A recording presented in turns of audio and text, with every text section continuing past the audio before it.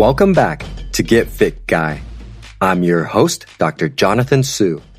Every week, I'll share science-backed tips to help you get fit, stay fit, and optimize performance.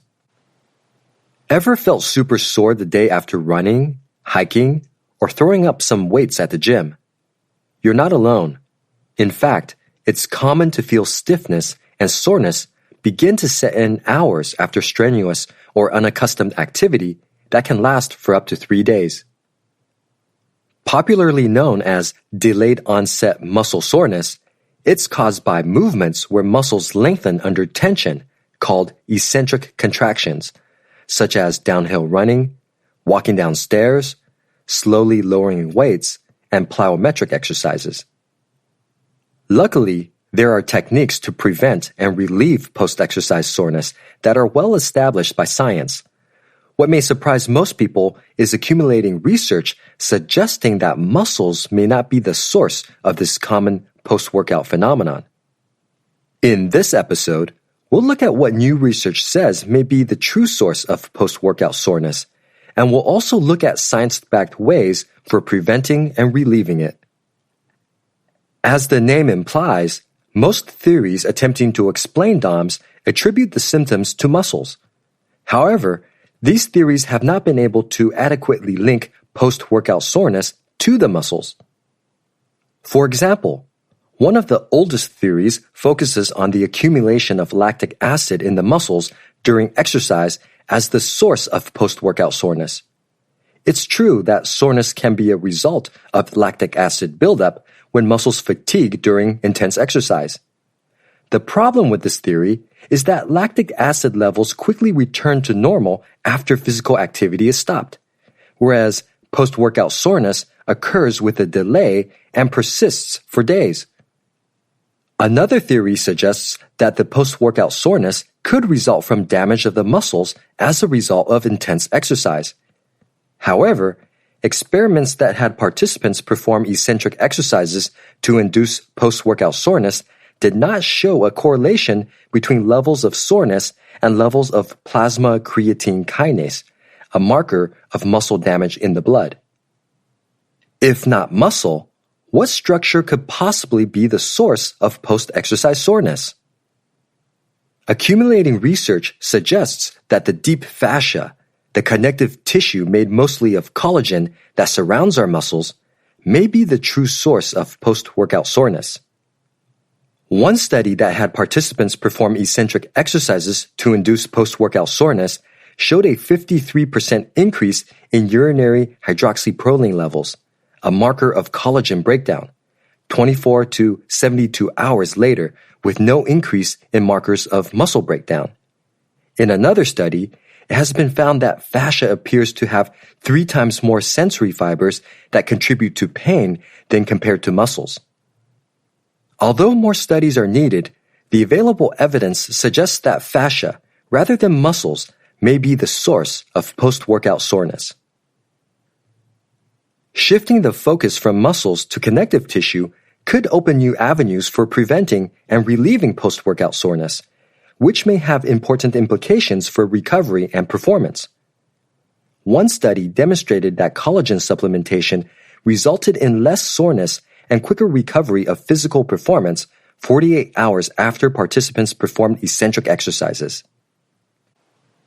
Established research already shows that self-myofascial release, or massage, with the aid of a foam roller or a massage roller is effective for relieving post-workout soreness.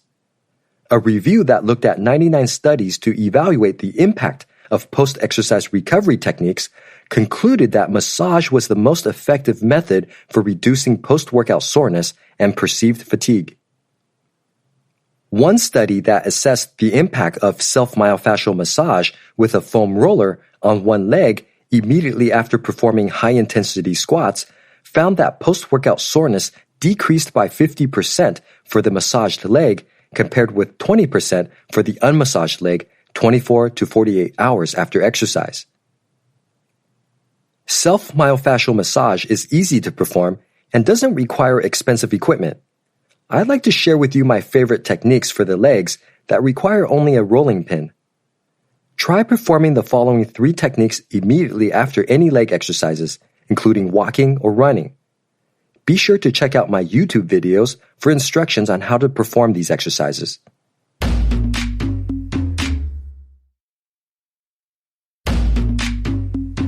Front thigh roll and shake. Sit with your back against the wall and one leg extended straight out in front of you.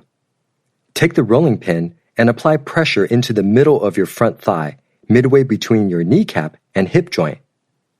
Begin rolling back and forth with the rolling pin for about 30 to 45 seconds while maintaining the pressure.